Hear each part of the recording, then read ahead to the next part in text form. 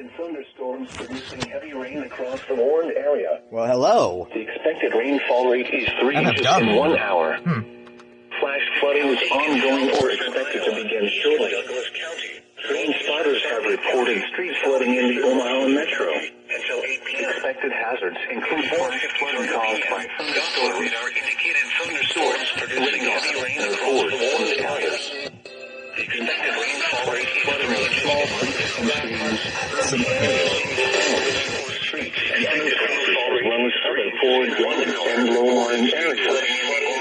Some locations that will experience flash flooding include Omaha, Apple Bluff, Bellevue, Escalon, Ralston, Carter Lakes, Underwood, Trenton, Fairfield, Newtown, Lawrence, South Omaha, Apple Bluff Airport, Benson, Prairie Queen Recreation Area, South Old Market, and Narrows River Park. Turn around, don't drown when encountering flooded roads. Most flood depths occur in vehicles.